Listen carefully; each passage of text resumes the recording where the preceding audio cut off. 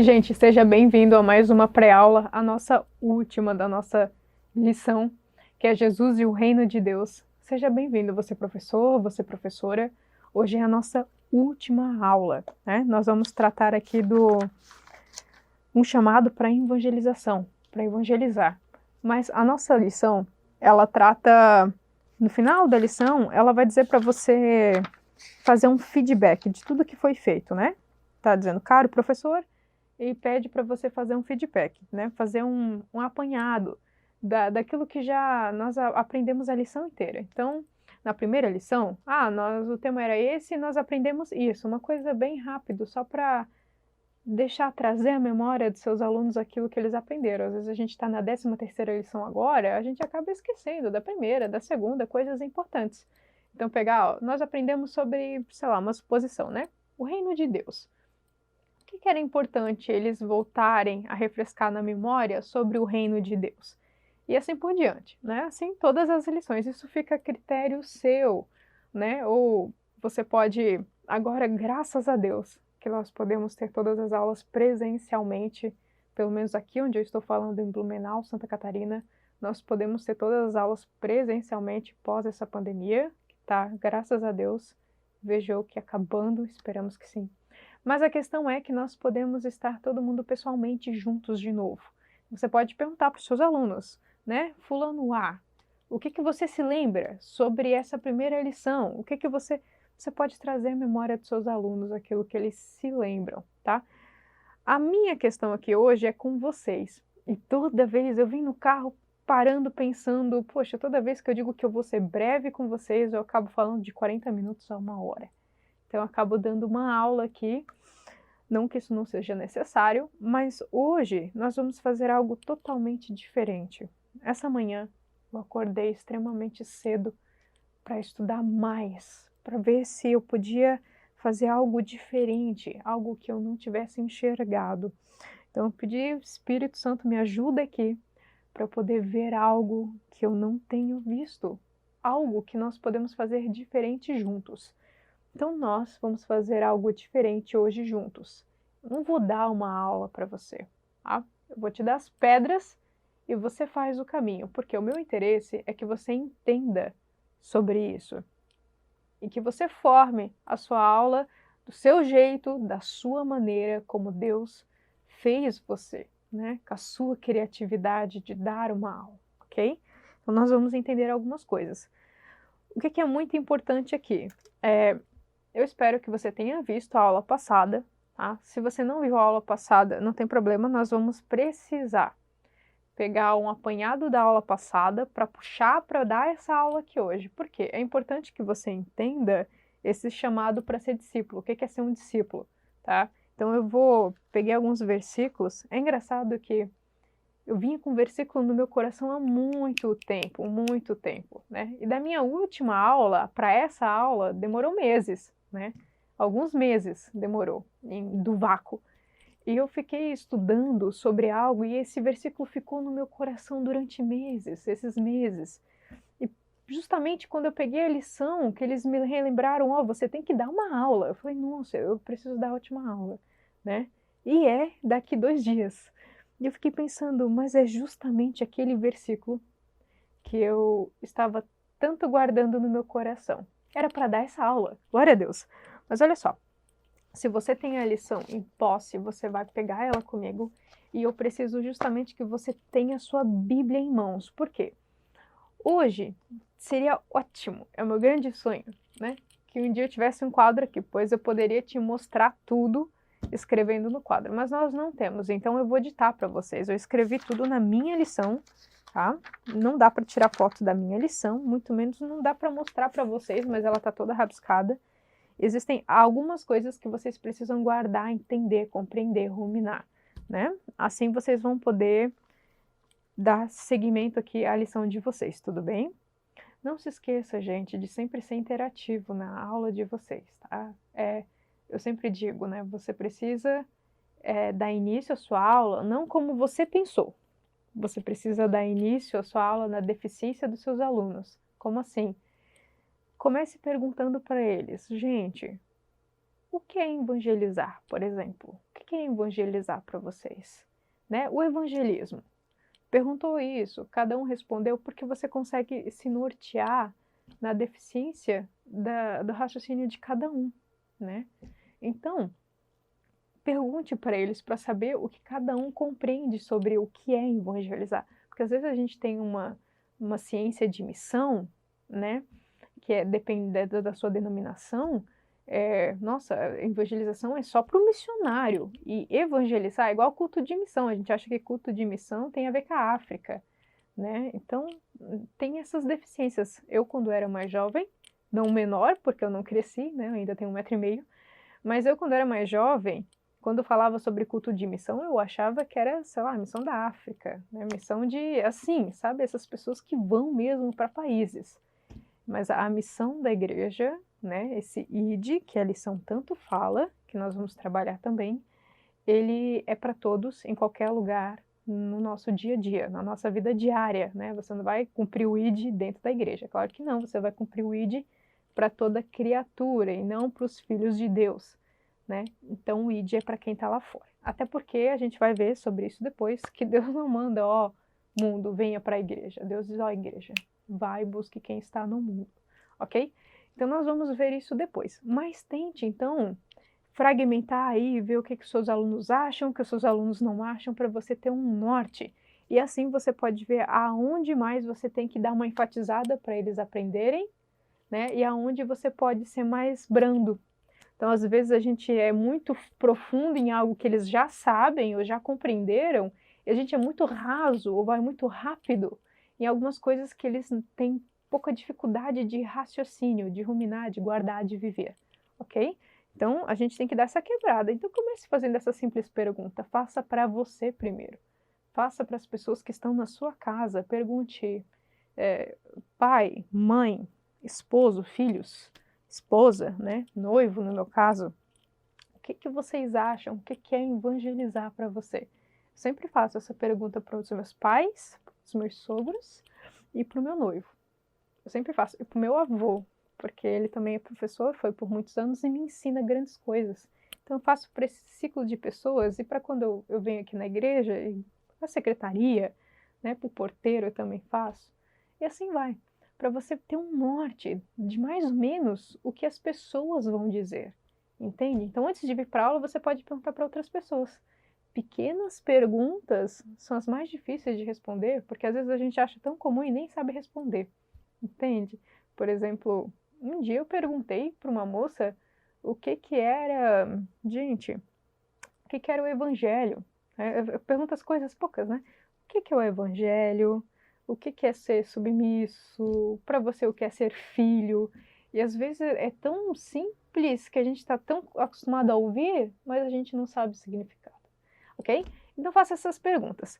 A outra pergunta que você pode fazer, depois de o que é evangelizar, você pode perguntar, e essa é uma pergunta que eu deixo para você, tá bom? Para você, anote essa pergunta aí, responda você para você, faça uma oração.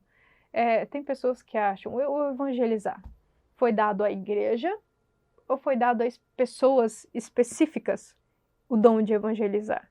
Entende? Isso é para quem? Você pode trabalhar isso no seu coração, antes de trabalhar em classe. Aqui essa é uma pergunta que me permeou nessa lição inteira. Esse dom foi dado específico à unidade, né, no singular, o dom de evangelizar, ou a missão de evangelizar, ela foi dada à igreja e ao grupo coletivo, ok? Você pode responder essa pergunta. Muito bem. Você já está de posse da sua Bíblia? Eu espero que sim. Eu sempre digo, né? Eu não tinha essa mania de rabiscar minha Bíblia, mas agora eu tenho.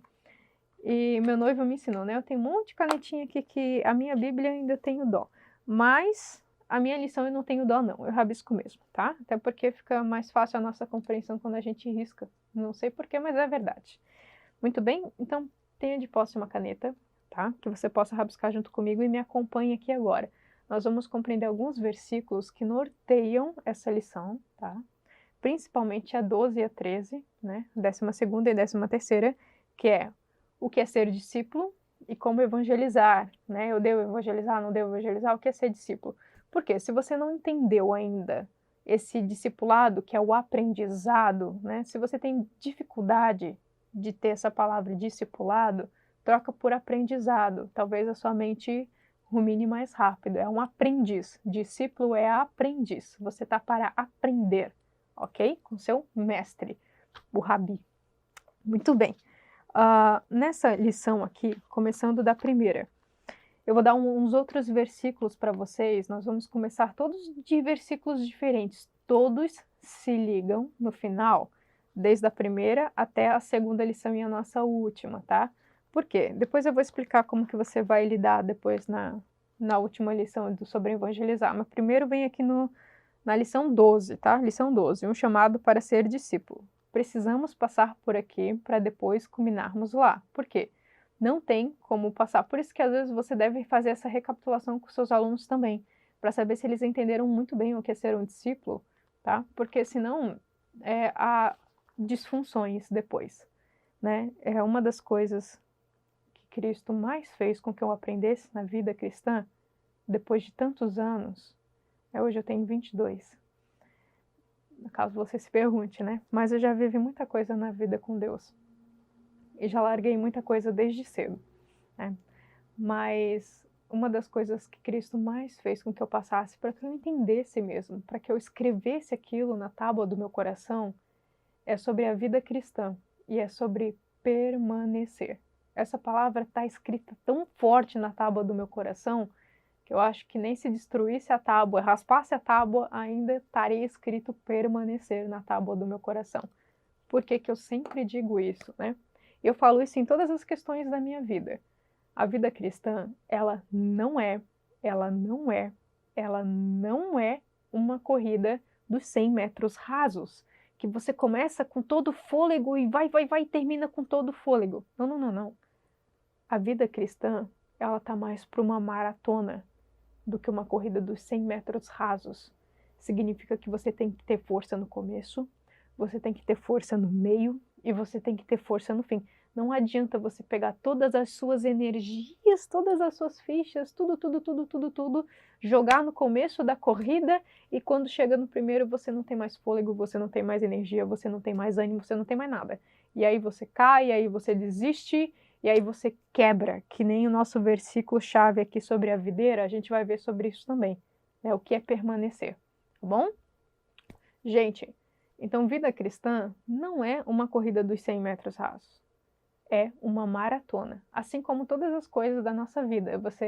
Eu comecei a fazer um esporte novo, né? Beach tênis. Eu não vou me matar jogando beach tênis sobre algo que eu não sei, né? Eu mentalizo, se eu comecei a jogar, logo eu vou jogar por mais tempo. Eu não vou jogar só um mês. Quem sabe eu jogue uma vida inteira esse esporte.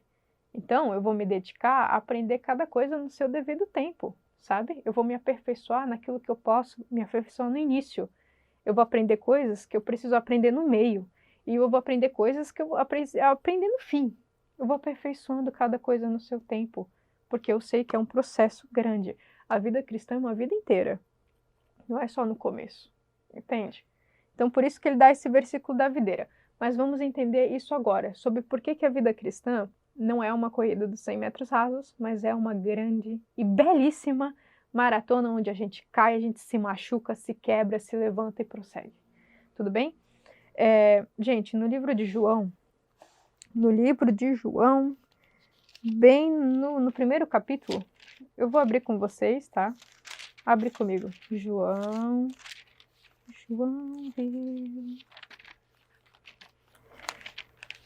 Lá no capítulo 1, vai estar assim, ó. 2 discípulos de João Batista seguem Jesus, tá? No começo, esse versículo ali, você pode ler o texto inteirinho, tá? É bem titinho, bem pouco. E aí tem 2 discípulos de João Batista que já estavam, assim, muito maravilhados com tudo de João Batista, passaram a seguir Jesus. E aí Jesus foi até meio grosso, assim, meio incisivo, assim, aquela pessoa bem objetiva, bem direta, chega e pergunta assim: Ei, o que vocês querem? E ele faz essa pergunta, tá? Essa aqui vai ser a nossa pergunta que vai nortear todo o resto, que na minha opinião é uma pergunta chave no nosso interior, na nossa vida, sabe? O que você quer? O que você quer? Né? Essa é uma outra versão, né? Esse o que você deseja, o que queres, né? O que desejais, algumas versões da Bíblia vão dizer, mas resumindo, é o que você quer. Jesus diz para os dois discípulos o que vocês querem, ok? Essa é uma outra versão também, esse o que desejais, né? Da mesma forma que Cristo vai falar em João 21, quando ele chega para Pedro e pergunta, Pedro, tu me amas?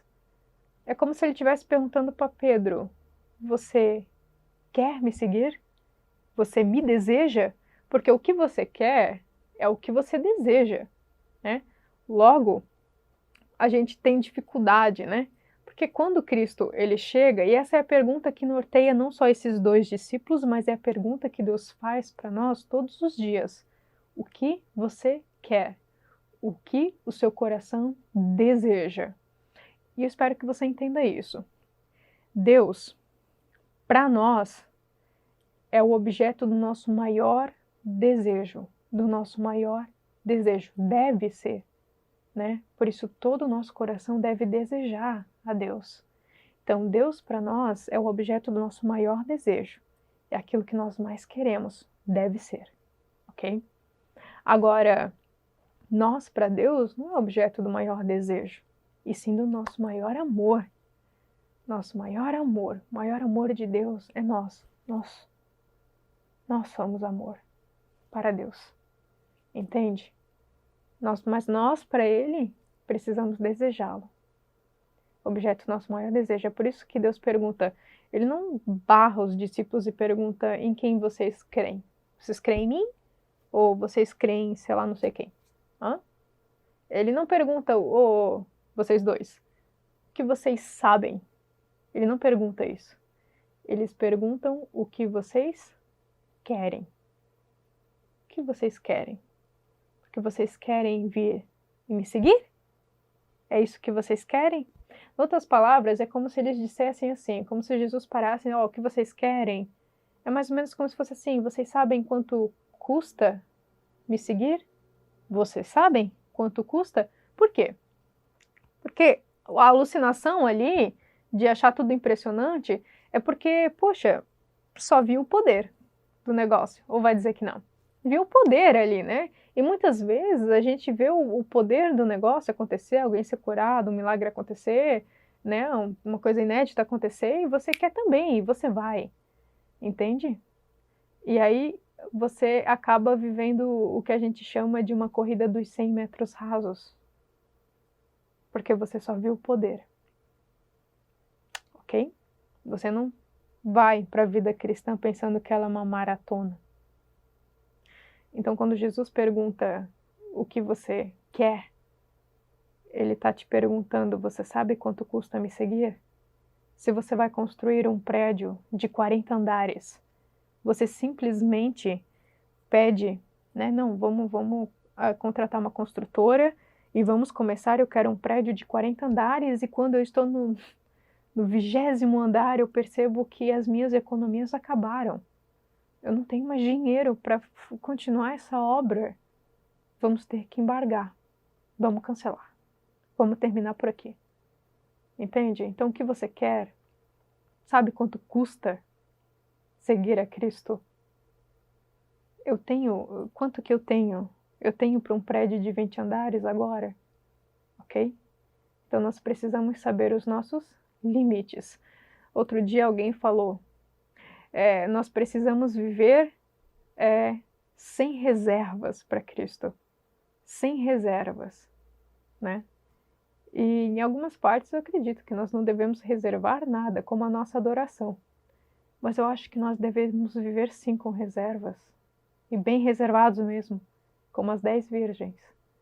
Tinham 5 que estavam com reservas, esperando. Por quê? Porque no meio da maratona sempre vai ter obstáculo, você vai cair, você vai quebrar, você vai perder. Então você precisa ter reservas, você precisa ter água para beber se tiver sede. Tem que ter reservas sim. Você não vai para uma maratona despreparado, você vai com reservas, bem preparado, ok? E aí vem esse versículo aqui. que eu gosto muito, que é da nossa lição 12, né? Eu sou a videira, vocês são os ramos. Todo aquele que permanece em mim dá fruto. O que não permanece em mim, esse quebra e só serve para virar lenha na fogueira, ok? O que ele está dizendo aqui? Gente, você sabe o que você quer?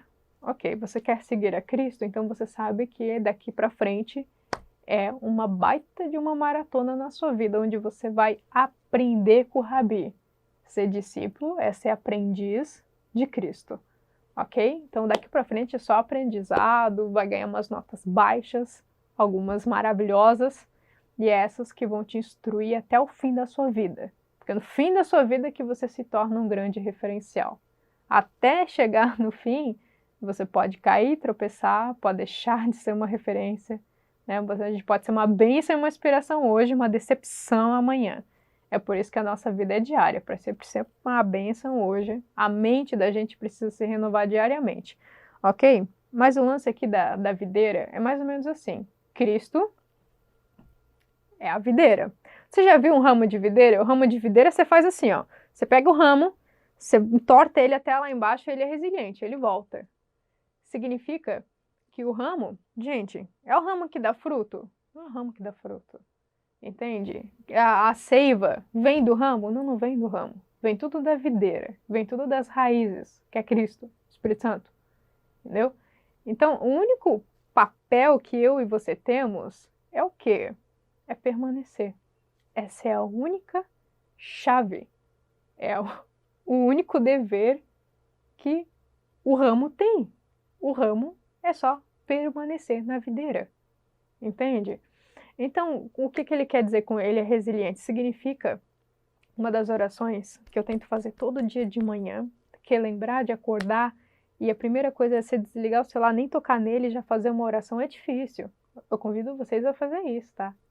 Então, eu tô tentando essa já faz meses, todos os dias de manhã, mais que eu esteja sonolenta. Mas quando eu tô bem consciente, que eu levanto, eu acordo, eu falo assim, Pai, obrigada por mais um dia, eu entrego todo o meu dia e tudo que nele há. Pai, eu tenho uma tratativa com Deus porque há muitos anos, desde quando eu era criança, se eu não me lembro, 5, 6 anos, eu já chamava Deus de Pai, né? A minha mãe me educou assim, e eu tive relacionamentos com Deus como Pai, desde quando eu era criança. Então eu já estou muito acostumada a chamar Deus de Pai. Sempre falo, Pai, me perdoa desde já por todos os pecados que eu nem cometi ainda, mas eu sei que eles vão acontecer. Que pecados? Tudo aquilo que a minha mente pensar, tudo aquilo que os meus olhos cobiçarem, tudo aquilo que a minha boca falar, que vem do meu coração que está cheio, trata do meu coração. Por onde as minhas mãos tocarem, que façam acontecer coisas que são erradas. E por onde os meus pés me levarem, que são lugares que eu não devo pisar. Me perdoe por todos os meus pecados futuros. Eu sempre faço essa oração. O que significa, gente? O ramo da videira ser resiliente, que ele vai até aqui, entorta, mas volta. Às vezes, a gente não continua resiliente e não permanece em Deus. Você precisa sempre permanecer. Essa é a chave para você continuar a completar o seu percurso até o fim, é permanecer. Até quando a gente não está bem, que a gente pensa que a gente está distante, não é você ler a Bíblia inteira, você ficar orando dia e noite, sabe? Às vezes a gente faz isso sem sentido nenhum e não permanece, não tem relacionamento. Aprender tem que ter relacionamento, tem que ser íntimo. Você deve sim ler a Bíblia, você deve sim orar, mas você deve permanecer sobretudo em Cristo, sempre. A sua mente deve estar ligada com Ele, sempre, para você continuar a corrida. Sabendo disso, então, o que é ser um discípulo, sabendo o que você quer, sabe? Porque você não pode falar sobre o Evangelho, falar sobre que você acredita na ressurreição, que aquilo te permeia, que hoje Ele é seu Pai, porque Deus só é Pai primeiro de quem Ele é Senhor. E Senhor é o escravo que entendeu que tinha uma vida de escravidão, que era já condenado ao pecado da morte, que Deus vem, que ele entende todo o sacrifício da cruz, que hoje ele já não é mais escravo, mas ele é servo, ok? Servo de quem? O servo, ele entrega o quê? Todas as suas autorias para o seu dono. Então, Deus, ele precisa ser primeiro dono de todas as nossas coisas, todo o nosso ser precisa ser entregue para Deus. E depois ele é pai. Tudo bem? Então, Deus só é pai de quem ele é senhor primeiro. Muito bem?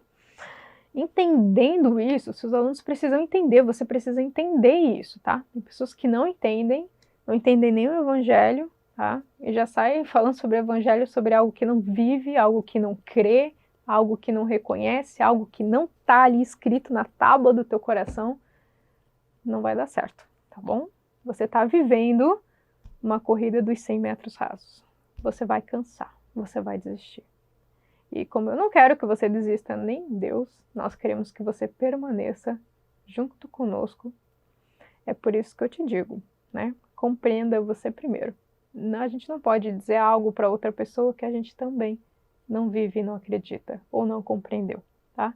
Sempre procure buscar mais, né? Se aprofundar. Antes de entrar nessa sala, né, eu li uma coisa muito interessante que era sobre ser superficial. E às vezes a gente é. Mas olha, nessa parte, não tenha reservas de se aprofundar, né? Quando a Bíblia diz que nós já somos salvos, já somos discípulos, então, né, já entendemos todo o processo. Quando nós entendemos, a Bíblia compara todo bom servo como uma boa árvore, e as suas raízes são profundas.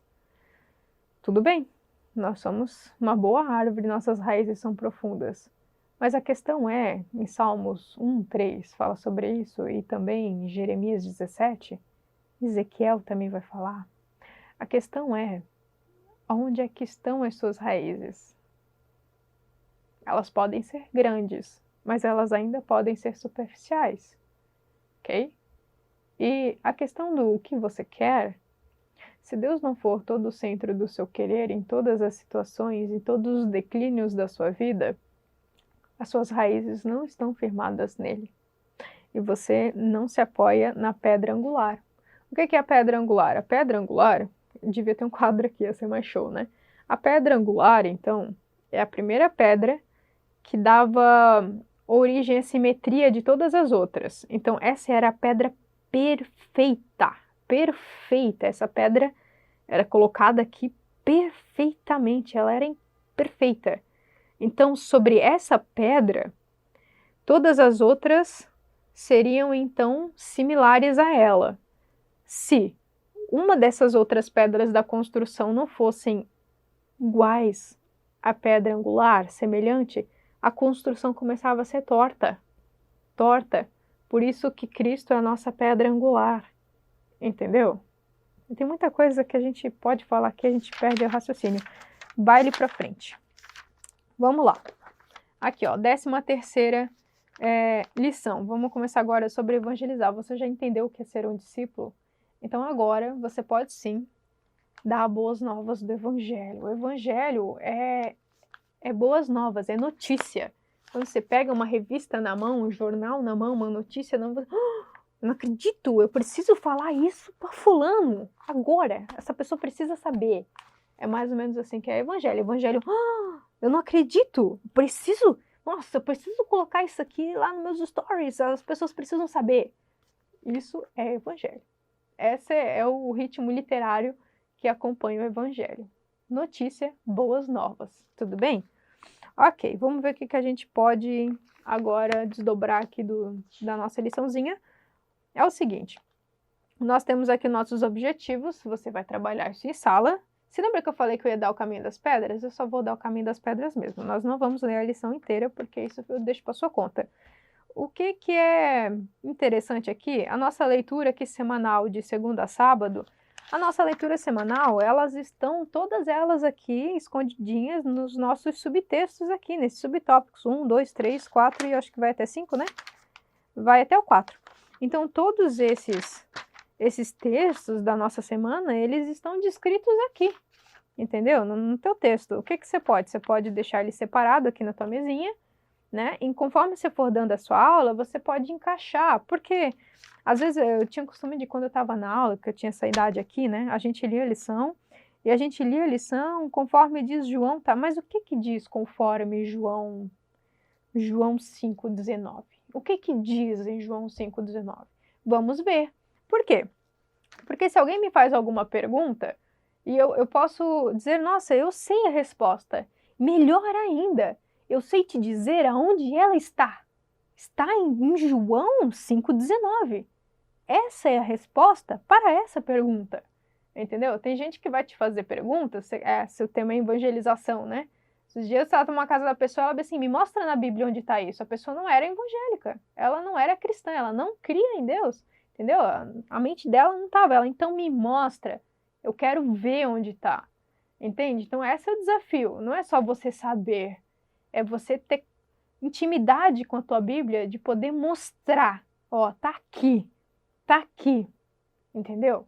Então isso aqui é um desafio grande. Então você pode sempre estimular isso, começando por você, né? Por exemplo, eu tenho o costume de fazer assim, passo ao inverso. Em vez de eu primeiro ler o texto inteiro, eu leio todos os textos bíblicos primeiro, né? Por quê? Porque a partir do texto bíblico eu posso explicar. Porque se eu não tiver a minha lição, eu sempre vou ter a minha Bíblia. Eu sempre vou ter a minha Bíblia no meu celular. Eu sempre vou ter uma Bíblia no meu tablet. Eu sempre vou ter a minha Bíblia física. Sempre vou ter. Entende?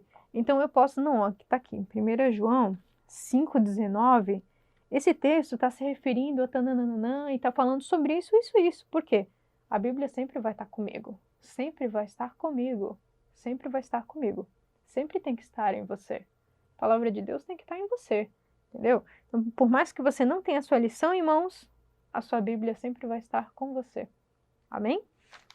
Então, olha só, ele vai começar aqui o texto falando sobre o chamado... Aí ele vai dar aqui o nosso texto-chave, né?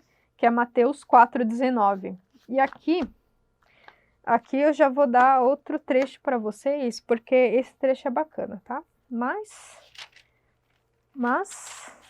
a gente pode ir mais além. Eu sempre acho que a gente pode ir mais. Isso que é incrível da palavra de Deus. Ela nunca se resume a só essa perícope, esse pequeno espacinho aqui, essa pequena frase, né? Às vezes o contextozinho nos ajuda bem mais. Por quê? Olha só, se você pegar um seu aluno dessa idade e dizer assim, ó, e disse-lhes, vinde após mim e eu vos farei pescadores de homens.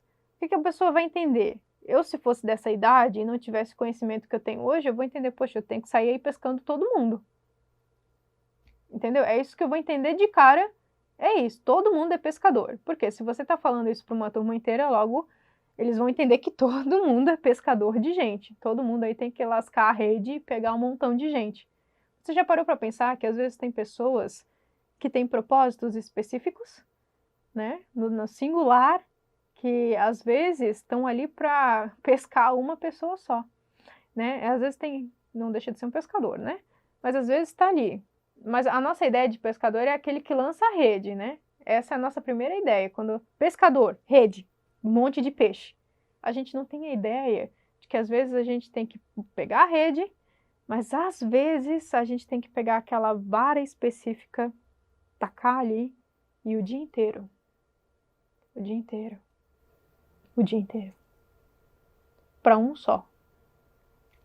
Entendeu? Mas a gente vai ver outra coisa aqui sobre esses pescadores de peixes, né? Mas abra ali comigo em Mateus 4,19. Mateus 4,19. Mateus 4,19. Esse texto também está em Marcos, tá? Eu acho legal quando a gente pode ver como eles são semelhantes, todos eles vão acrescentar uma coisinha, você olhar sempre em Mateus, Marcos, Lucas, João, sempre vai ter uma coisinha que o outro texto não tem, tá? Mas abra em Mateus ali comigo e a gente vai ver uma coisa que talvez a gente não veja, mas que eu quero que você deixe claro no seu coração e do seu coração para o coração dos seus alunos. Tudo bem? Aqui o texto ele está falando sobre vocação dos discípulos. Esse aqui é o texto que fala que Deus está começando a reunir os seus discípulos, tá? Começando a chamar eles para seguir. Tudo bem? Eu vou ler o texto aqui com vocês. Olha só. Caminhando junto ao mar da Galileia, viu os irmãos Simão e André, que lançavam a rede ao mar porque eram pescadores. O que eles eram? Pescadores. E disse-lhes Jesus: Vinde após mim, e eu vos farei o quê? Pescadores. O que eles eram? Pescadores. Quando eles foram com Jesus, eles continuaram sendo o quê? Pescadores, só que de homens. Vamos continuar o texto, né? Então, eles deixaram imediatamente as redes e seguiram Jesus. Pouco mais adiante viu Tiago, filho de Zebedeu, e João, seu irmão, que estavam no barco consertando as redes, e logo os chamou. E deixando eles o barco e o seu pai Zebedeu, com os empregados, seguiram após Jesus. O que o texto nos diz, que obviamente de cara a gente talvez não perceba tão obviamente assim. Primeiro, olha só, faça essa leitura em classe, até porque ela é a nossa leitura depois ali em classe, mas leia esse pequeno texto com seus alunos. E olha só, caminhando, agora é a hora que você anota, tá? Caminhando com Jesus ao mar da Galileia, viu os irmãos, tá? E lançando as redes, porque eles eram pescadores. O que eles eram? O que eles eram? Pescadores. No pescadores eram o que eles são. A pergunta é, o que você é? Você é administrador? O que você é? Você é marqueteiro? O que você é? Você é zelador? O que você é? Não é qual a sua profissão, é o que você faz. Entendeu? O que você faz da sua vida, né? O que você faz no seu emprego? Às vezes você trabalha dentro de uma fábrica. Qual é a sua função? Qual é a sua função? É organizar? É separar? Qual é a sua função? Ele está falando de função aqui. Então, eles eram o quê? A função deles era ser pescadores. Aí, simplesmente, Jesus chega e diz assim, ó, vinde após mim e eu vos farei o quê? Pescadores. Só que de homens. Percebe que Deus não vem para tirar a sua subjetividade, quem você é? Ele não vem fazer isso com você. Ele vem para mudar o seu propósito a partir do que você é. Entendeu? Às vezes a gente se engana, a gente aceita Cristo, vira um discípulo e a gente acaba esquecendo quem a gente é. Quem a gente é. Entendeu? Por exemplo, assim, ó. Eu amo falar as coisas de forma que eu posso estar com todo mundo, né? Com todo mundo. Eu amo rir. Nossa, a minha risada é muito engraçada. E aquilo une as pessoas de uma forma extraordinária. Deus veio para matar a minha risada? Não, ele não veio fazer isso. Eu continuei rindo, né? E antes, quando eu aceitei a Cristo, por mais que eu sempre fui da igreja, a gente precisa aceitar Cristo por nós mesmos. Chegou a hora de eu conhecer meu Deus em algum ponto da minha vida. Aceitei a Cristo, me batizei. A minha risada saiu fora? Não, eu continuei sendo assim, entendeu? Então o que eu sou não mudou, eu continuei sendo quem eu sou. Eu amo usar meia colorida, por exemplo. As minhas meias são escandalosíssimas, mas eu amo todas elas. Deixei de usar minhas meias porque eu aceitei a Cristo? Não, Deus não veio mexer com essa parte da minha vida, entendeu? Eu continuei usando a meia, entende? Então, Deus não vem para tirar a sua subjetividade, quem você é. Você é uma pessoa comunicativa. Ou você é quieto, ou você é extravagante. Não interessa. Você vai continuar sendo o comunicativo, quieto, extravagante, só que com outro propósito. Mudou o propósito ali. Você é comunicativo, às vezes, para ganhar as meninas, vai ser comunicativo para ganhar gente. Entendeu? Mudou. Então, eles eram pescadores, foram para Cristo, seguir a Cristo, continuaram sendo o quê? Pescadores, só que de homens. Então mudou o propósito, entende? Então faça os seus alunos perceber, até mesmo você, qual é a função ali que Deus vem te chamando, entende? O que Deus formou na sua vida todo esse tempo? Quem você é, entende? Depois do que você quer, você precisa saber quem você é. Porque se você não sabe como você é, quando você entra para um meio, né? Às vezes você acaba esquecendo quem você é, você acaba esquecendo o que você gosta de usar, como que você gosta de falar. Às vezes a gente, eu já caí nessa, tá? Isso acontece mesmo, e de se vestir de outras formas, porque você achava que aquela era a correta, de você sair falando, né? Por exemplo, a outra pessoa explica muito bem, logo eu preciso explicar como ela. E aí a gente acaba imitando aquela pessoa, E nós vamos ver aqui nessa lição que não é assim que a banda toca, entendeu? Nós vamos ver como é que a banda toca daqui para frente. Sobre cada um de forma singular, tá, gente? Então, olha só, Deus não veio aqui para tirar a tua subjetividade, ele veio para mudar, então, só o propósito do que você é, o montante que Deus te formou, tudo bem? Aí, seguindo aqui, então, você já aprendeu isso. Olha só ali no verso 18, ó. Então, eles deixaram imediatamente o que eles estavam fazendo e foram embora com Cristo. Os dois, tá? Tanto o primeiro grupo ali, Simão e André, e o outro grupo, o Tiago e João, os filhos de Zebedeu. Então, primeiro aqui, os outros estavam pescando, largaram o barco, foram, e o outro aqui largou o pai e o que eles estavam fazendo e foram. Largou família e foi. Simplesmente assim, não, tchau. O que essa gente tinha para largar tudo e seguir Cristo imediatamente? Imediatamente. Entendeu? Elas sabiam o que elas eram. O propósito delas mudou. Simples assim. Mas o que faz uma pessoa largar tudo imediatamente e seguir a Cristo? Isso aqui acho que isso aqui não estava na lição, mas eu vou passar mesmo assim. Então bota aí. O que faz você largar Cristo largar as coisas e seguir a Cristo imediatamente? Eu escrevi aqui na minha lição, tá? Mas anota aí na sua. Olha só. Eles conheciam o Antigo Testamento. Essa gente aqui conhecia muito bem o Antigo Testamento. Logo, eles conheciam, eram bem conhecedores das promessas sobre o Messias. Então, se eles conheciam o Antigo Testamento, sabiam de Bíblia do Antigo Testamento, tá? Eles esperavam essas promessas do Antigo Testamento sobre o quê? O Messias que viria. Então, eles esperavam já que o Messias viria. Então, a questão é, se você pegar isso e passar para a sua vida hoje, porque tudo na Bíblia precisa ser passado por uma parte prática do que você aprende no domingo, se você jogar para segunda, terça, quarta, quinta, sexta, sábado, entendeu?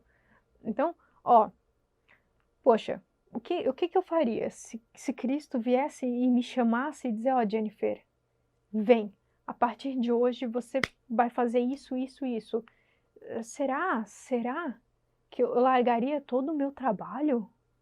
Será que eu largaria a minha família e dizer, tchau família, Cristo está me chamando, valeu. Será que eu largaria o meu trabalho? Ele, não, será que eu vou ter como me manter? Porque onde é que eu vou trabalhar se eu simplesmente dizer tchau? Se eu dizer tchau, eu não ganho, sei lá, auxílio-desemprego e... Entendeu? Então a questão é, a que ponto a primeira pergunta dessa aula foi o que você quer?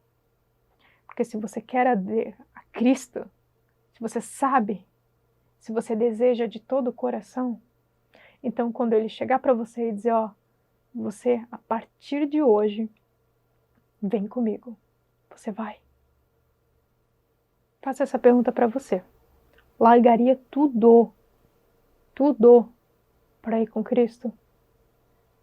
Porque uma das coisas que eu mais aprendi todos esses anos da minha vida, e bota ano nisso, tá? E eu continuo esperando ouvir isso, eu continuo esperando a hora que Cristo vai dizer para mim, dizer assim, vem, chegou a hora. Porque todo mundo tem um propósito, uma promessa. Todo mundo tem uma promessa. Se você não sabe a sua, ore para Deus. Ore no Espírito, peça para Ele te responder. Qual é o seu propósito? O que Deus tanto promete na sua vida? Porque isso tem tudo a ver com evangelização. Você saber quem você é, você saber o que você quer, quem você é, onde Deus quer te usar. Porque não adianta você estar no lugar certo, da forma errada, ou da forma certa no lugar errado, você não vai a lugar nenhum. Os resultados não são os mesmos. Você precisa estar alinhado com Cristo. Então eu espero todo dia, o dia que Deus vai dizer para mim assim, vem. O que a gente não pode esquecer é que nesse processo de esperar Deus dizer vem, esses discípulos aqui, eles não ficaram parados na vida, entendeu? Olha só, eles conheciam do quê? Do Antigo Testamento, então eles eram bons de Bíblias, eles manejavam bem a Bíblia, eles conheciam. Se eles esperavam na promessa, porque tinha promessa. Outra coisa, a vida da gente é um processo, tá? Um processo de aperfeiçoamento. Se você começa de um jeito, até Deus te aperfeiçoar, tem pessoas que demoram 40 anos, igual o rei Davi, se eu não me engano, 40 anos preparando para um propósito. Paulo, 14 anos, 14 ou 12, eu não lembro agora, para o seu propósito, ficaram se preparando, entende? Tem pessoas que já são jogadas no propósito, que nem Moisés já nasceu dentro do castelo, mas tem pessoas que não, tá? Se Deus te desenvolve um desejo de alguma coisa no seu coração e você não faz, você não pode esperar grandes coisas. Se Deus te diz assim, eu quero que você, a partir de hoje, faça isso, para uma pessoa só, e você sabe que você tem capacidade de mais, e você acha que aquele não é o seu lugar, que você não vai aprender nada, Deus nunca vai fazer mais nada na sua vida, porque você não fez nem a uma coisa que Ele pediu. Então a gente precisa saber o quê? Os processos que Deus faz a gente passar na vida. Tudo isso tem a ver com evangelização, gente. O que eu estou explicando aqui para vocês é que não adianta sair evangelizando de forma rasa. Você precisa, superficial. Você pode fazer tudo isso de forma muito nobre, porque você é filho de um Deus nobre. Coisas que levam uma vida inteira, tá? Evangelizar é até o último segundo da nossa vida. Essas boas novas é um dever de todo mundo, porque é prazeroso dizer o que Deus faz na minha vida pode ser na sua também. Vem. Mais ou menos assim, ok? E para fechar a aula de hoje, nós vamos entender esse pequeno textinho aqui, ó. Vem comigo, Marcos 16, do 15 ao 18. Se lembra a pergunta que eu fiz para vocês? Será que o dom de evangelizar foi dado a pessoas no singular ou foi dado ao corpo de Cristo como igreja? Por quê? Será que o corpo de Cristo não é de Cristo? Então tudo que o corpo faz não é se preparar para receber essas almas, culminando na adoração? Todo mundo tem o dom de evangelizar? Você tem que fazer essas perguntas, entendeu? A gente está falando sobre evangelismo. Mas você vai orar e responder todas elas em casa, ok? Sempre digo que eu vou ser breve e não consigo. Glória a Deus. Marcos 16, do 15 ao 18. Eu já sublinhei tudo aqui, pena que eu não posso tirar uma foto e deixar para vocês. Mas olha só, quem quiser uma foto da minha revista, eu vou deixar meu número aqui embaixo. Você me procure, que a minha revista é bem colorida. Se você tiver alguma dúvida também. Olha só, e disse-lhes: ide por todo o mundo, pregai o evangelho a toda criatura. Quem crê e for batizado será salvo, mas quem não crê será condenado. E estes sinais seguirão aos que creem. Em meu nome expulsarão demônios, falarão em novas línguas, né? Pegarão nas serpentes e se beberem alguma coisa mortífera, aqui é mortífero, tá? Mas a maior parte da Bíblia ainda fala veneno mesmo, tá? Porque tá falando de serpente, veneno, né? Faz mais sentido. Não lhe fará dano algum. E imporão as mãos sobre os enfermos e os curarão, né? Engraçado que está falando tudo no futuro, olha que engraçado.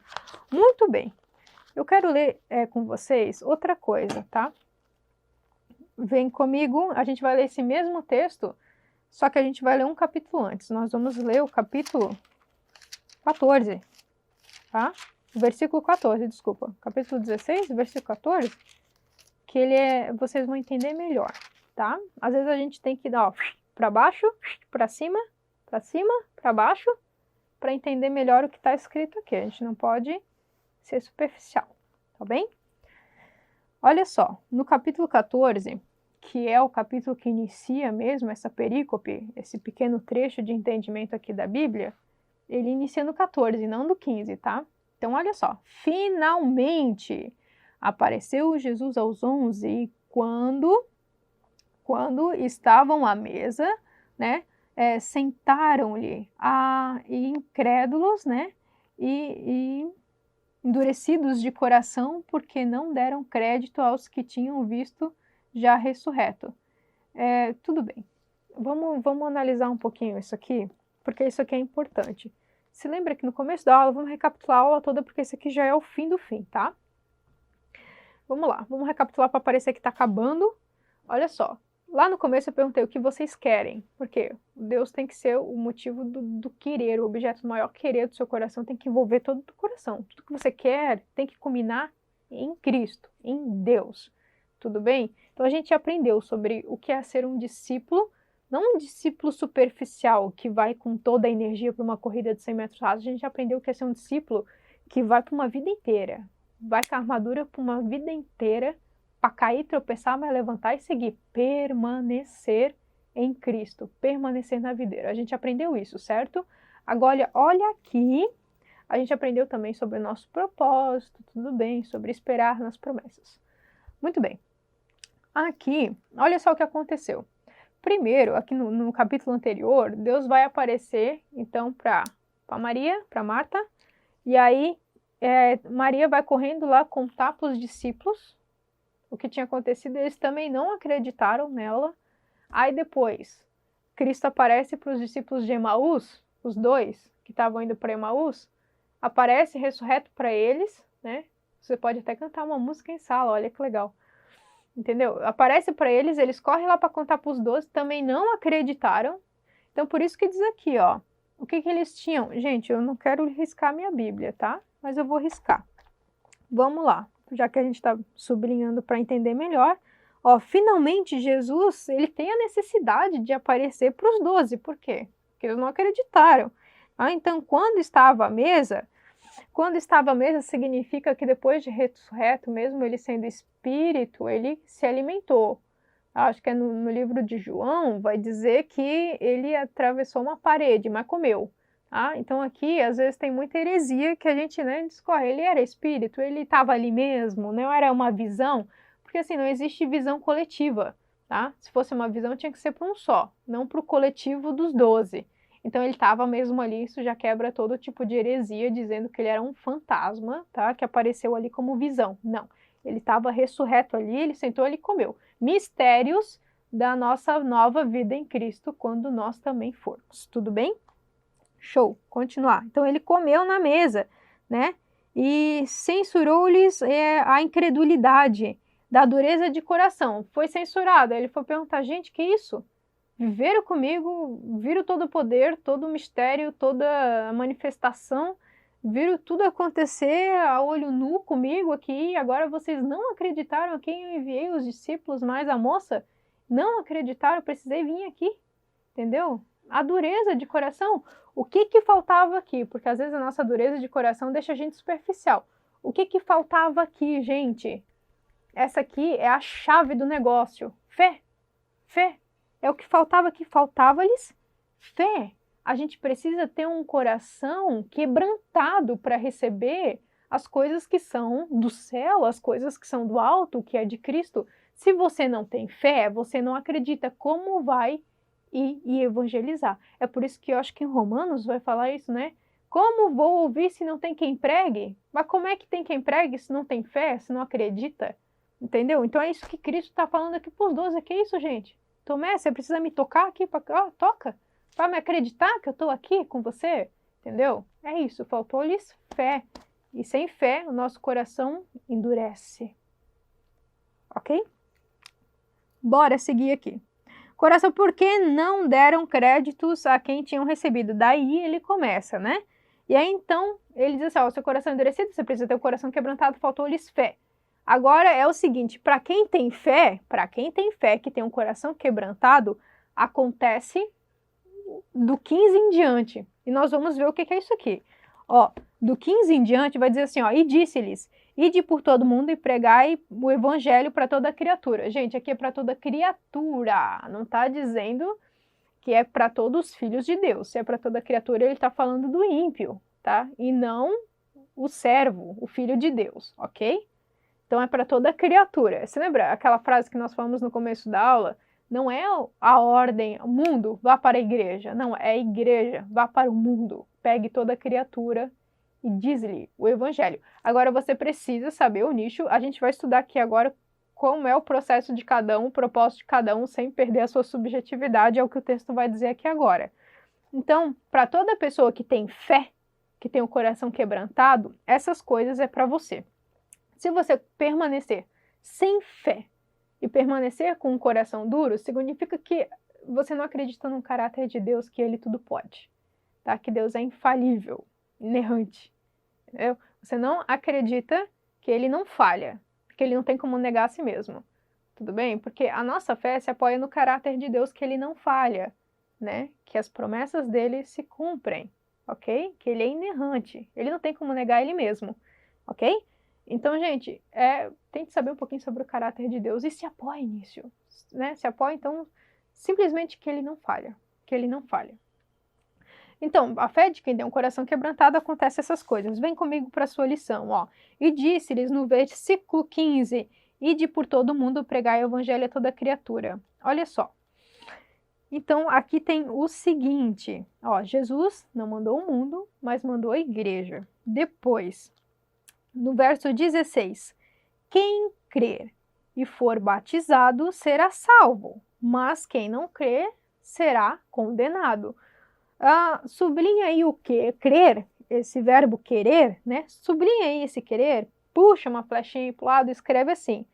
Esse crer será salvo e crer será condenado significa que existe uma atitude nossa, que ela é interna, de fé. A gente está falando, a gente não pode esquecer, gente, que você está falando aqui no verso 14, eu vou até anotar para mim, tá? Você está anotando aqui no verso 14 que ele está falando de fé. Ele está falando da fé dos discípulos. Fé, fé. Ele está falando de fé. Quem tem fé, vai acontecer tudo isso aqui. Quem não tem, não vai. Ele está falando de coração, da mente. Tudo bem? Então, olha só. Ele vai dizer assim, ó, então, para você que tem fé, coração quebrantado, existe uma alternativa interna, né? Existe uma expressão interna e uma externa que você precisa fazer. Não adianta você ter fé, eu falei, não, eu vou ter fé para mim, eu vou ficar aqui quietinho com a minha fé, né, interno. Não, não, não, não. Você tem que ter fé, mas por isso que fala só, quem tem fé, quem crê e for batizado será salvo. Então, tem uma atitude que nós precisamos, além de ter a nossa fé interna, que é a fé que todos podem ver. Entendeu? Então, por isso que está falando sobre o batismo. Então, existe algo interno que precisa mudar, mas existe algo visível que precisa mudar também na nossa vida. Entendeu? Então, aqui, algo interno e externo, batismo. Anota ali. Bola para frente. 17. E esses sinais seguirão os que creem. Seguirão quem? Quem tem fé, que a fé se apoia no caráter de Cristo, de quem sabe o que quer, que é Cristo, que deseja, de todo o coração. Tudo bem? Que sinais são esses? Esses sinais é para quem tem fé, ok?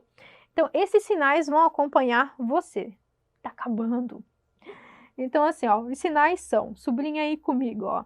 Em meu nome expulsarão demônios. Esse é o primeiro sinal. Então, anota aí, ó, autoridade sobre os demônios.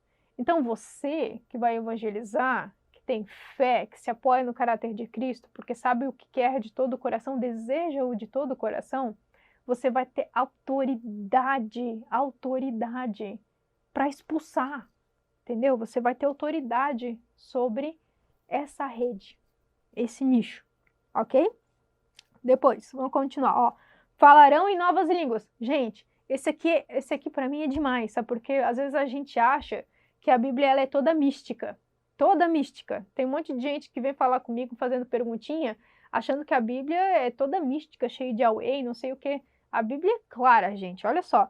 Novas línguas, aqui ele não está falando sobre glossolalia, língua dos anjos, né? Ou falar em outras línguas da glossolalia, né? Ele não está falando disso. Ele está falando assim, ó. Perceba que a gente está falando aqui sobre evangelização. A gente não pode sempre perder esse fio da meada, né? Se a gente está falando sobre evangelização, por que a gente ia falar de outras línguas, tipo dos anjos, com outras pessoas? Não faria sentido. Então, olha só o seguinte. Então, você vai ter uma comunicação sobrenatural. Se lembra que lá, nos pescadores, eles dizem assim, ó, vocês são pescadores, mas agora de gente. Percebe que eles não perderam o que eles eram, certo? Aqui, falar em outras línguas, diz que em Atos 2, algumas pessoas receberam dom de falar em outras línguas, tipo, pá, tô falando japonês, entendeu? Mas o que esse pequeno aqui trechinho está falando, né? Falarão em novas línguas, significa que você pode ter um dom de falar com um médico de forma culta, de forma, né, bem letrado, e você pode falar com o iletrado, entendeu? Eu tenho o dom de falar com um médico de forma toda culta, né, com a minha gramática extremamente perfeita, com todas as pontuações.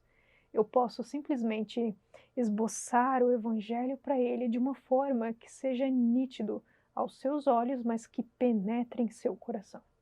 Mas eu posso também falar com o skatista. Essa cara, olha só, o evangelho é muito show. Você precisa entender que o seu coração é como se fosse a rampa do skate, a sua vida, entendeu? Assim, você pode falar no salão do cabeleireiro. Você já notou, fulana, que assim como o nosso cabelo cresce da mesma forma, entendeu? Isso é falar de outras formas, ter essa comunicação sobrenatural, de saber falar com as pessoas.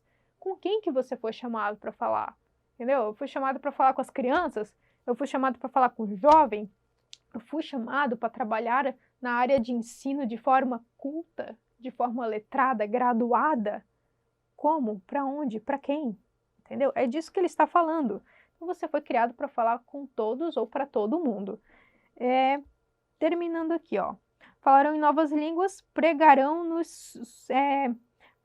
nas serpentes. Essa é a forma 3.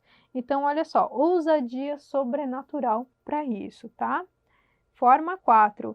E se beberem alguma coisa mortífera ou venenosa, não lhes fará dano algum, né? Uma proteção sobrenatural. Aqui ele não está falando exatamente sobre veneno mesmo.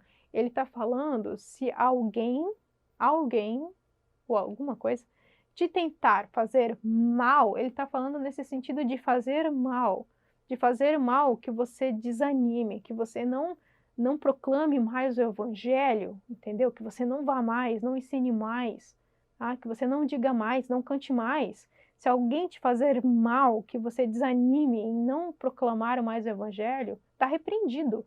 Então aqui já está dizendo uma proteção contra essas coisas. Não vai te atingir, ok? E por último, ó, imporão as mãos sobre os enfermos e os curarão. Então, dons de cura, tá? Então, você vai ter essa ousadia para curar as pessoas também. Aí você deve se perguntar assim, mas Jenny, sei lá, eu sei tudo isso aqui e tenho fé, e por que essas coisas não acontecem em mim? A pergunta é, você está testemunhando? A sua vida testemunha o evangelho lá fora? Entendeu? As pessoas podem ver isso, porque tudo aquilo que a palavra toca no seu coração, que é a sua mente, é aquilo que entra na sua mente, entra na sua compreensão, é aquilo que entra no seu entendimento, aquilo que você deseja. E tudo aquilo que nós desejamos que entra na nossa compreensão, no nosso coração, é aquilo que nós somos. E o que nós somos é o que precisa ser visto. E o que precisa ser visto é graça e visitação do Espírito Santo. Nada mais. Então, se alguma coisa está dando errado no teu evangelismo, vamos ver se alguma coisa desse processo está errado. Que bom que você ficou comigo até o final. Tenha uma ótima aula, faça uma baita de uma oração todos os dias na sua vida.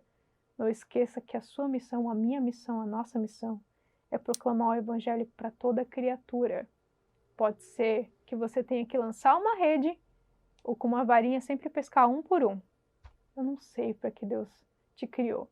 Mas eu sei de uma coisa, espere Deus chamar e dizer, vem, esteja preparado, ok? Fique com Deus e, se Deus quiser, até a próxima aula.